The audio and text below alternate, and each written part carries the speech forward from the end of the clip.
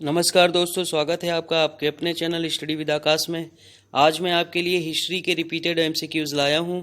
अगर अभी तक आपने हमारे चैनल स्टडी विद आकाश को सब्सक्राइब नहीं किया है तो सब्सक्राइब कर लीजिए। चलिए शुरू करते हैं। आज का पहला प्रश्न, विजयनगर राज्य की स्थापना की थी, किसने की थी, आपको बताना है।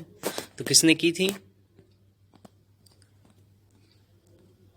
हो जाएगा, क्या हो जाएगा इसका आंसर, हरिहर और बुक्का ने। कब की थी, यह आपका किया था 1336 में। ठीक है, अब अगले प्रश्न की ओर बढ़ते हैं। विजयनगर राज्य के संस्थापक थे, कौन थे। तो विजयनगर साम्राज्य के संस्थापक जो थे वो हरिहर और बुक्का थे। और मैं आपको बता दूं कि हरिहर और बुक्का के जो पिता थे उन्हीं के नाम पर संगम वंश का जो है नाम रखा गया था और इनके पिता का नाम संगम था। ठीक है, और मैं आपको बता दूं कि मोहम्मद तुगलक ने जो है जब काम्पिली पर जो है आक्रमण किया था, उसके बाद जो है हरिहर और बुक्का को जो है बंदी बना लिया था और अपने साथ जो है ले गया था। उन्हें इस्लाम धर्म जो है स्वीकार करा लिया था। उसके बाद क्या हुआ था कि एक बार जो है दक्षिण में विद्रोह हो गया, तो मोहम्मद तुगलक ने जो है हरिहर और बुक्का को दक्षिण भेजा कि जो है विद्रोह को शांत कराए। लेकिन जो है विद्रोह, इनका जाना वहाँ पे ये असफल हो गया दक्षिण अभियान, और इनको एक संत मिले जिनका नाम था विद्यारण्य।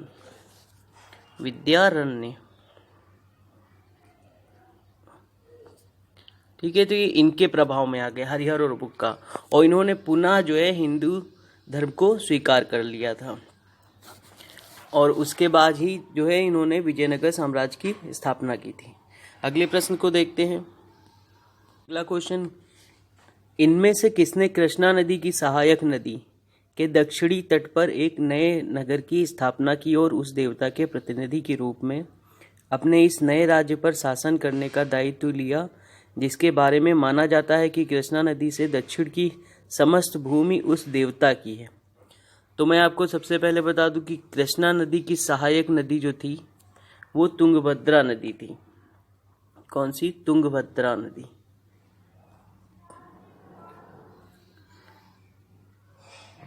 तुंगभद्रा नदी।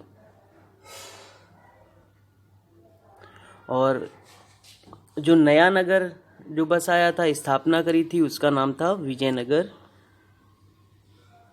और किसने किया था, तो ये किया था हरिहर और हरिहर प्रथम ने। अब अगले प्रश्न को देखते हैं। अगला प्रश्न, अपनी मधुरा विजय कृति में अपने पति के विजय अभियानों का वर्णन करने वाली कवयित्री, तो ये थी गंगा देवी। तो इसका जो आंसर हो जाएगा बी, गंगा देवी। अगले क्वेश्चन की ओर बढ़ते हैं। अगला क्वेश्चन, विजयनगर के उस पहले शासक की पहचान करें जिसने बहमनियों से गोवा छीना। तो इसका जो सही आंसर हो जाएगा ये हरिहर द्वितीय हो जाएगा। हरिहर द्वितीय जो है अपने पिता बुक्का की मृत्यु के बाद जो है सिंहासन पर बैठा। उसके पिता की मृत्यु कब हो गई थी, 1377 में, 77 में। और 1377 में ही वो सिंहासन पर बैठ गया था हरिहर द्वितीय। तो 1377 से लेकर 1404 तक ये जो है हरिहर द्वितीय का टाइम पीरियड था शासन करने का। अब अगले प्रश्न की ओर बढ़ते हैं। अगला क्वेश्चन, इसमें कथन दिए गए, आपको बताना है कौन से सही हैं कौन से नहीं। पहला दिया, नरसिंह सालू ने संगम वंश का अंत किया और उसने राज सिंहासन छीनकर सालू वंश आरंभ किया। तो ये बिल्कुल सही है। ये कब किया था, ये 1486 में किया था।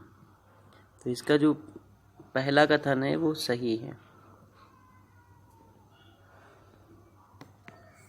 ये पहला कथन सही है। दूसरा देखते हैं, वीर नरसिंह ने अंतिम सालू शासक को गद्दी से उतारकर राज सिंहासन छीना।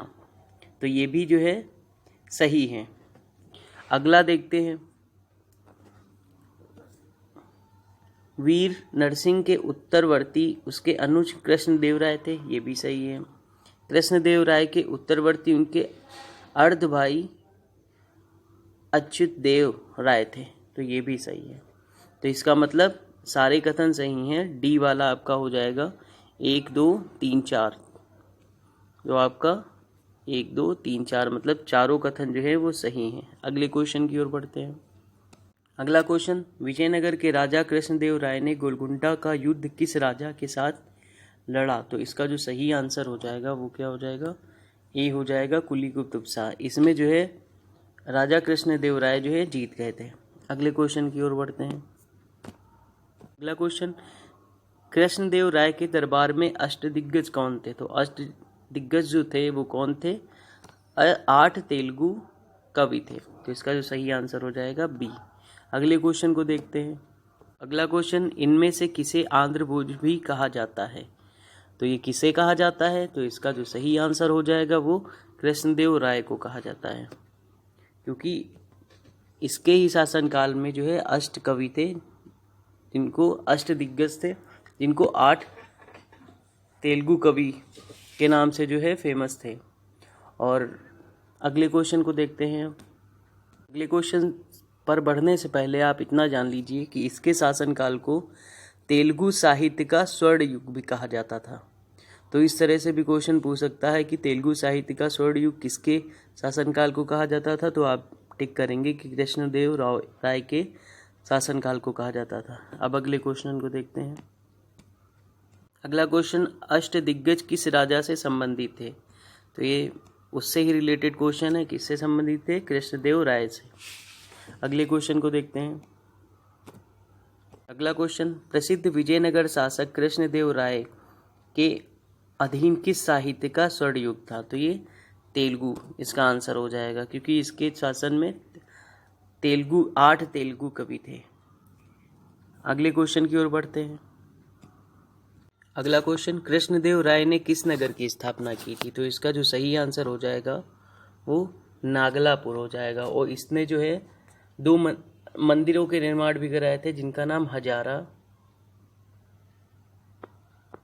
और विट्ठल स्वामी।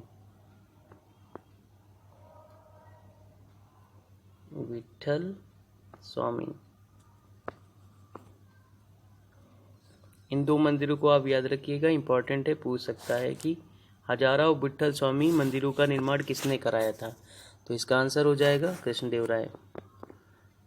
अगले क्वेश्चन को देखते हैं। अगला क्वेश्चन, विजयनगर का प्रसिद्ध हजारा मंदिर किसके शासनकाल में निर्मित हुआ था? हजारा मंदिर, देखिए लास्ट क्वेश्चन में मैंने आपको बताया हजारा और विट्ठल स्वामी मंदिर, तो ये किसने बनवाया था? कृष्णदेव राय ने। इसका आंसर हो जाएगा कृष्णदेव राय।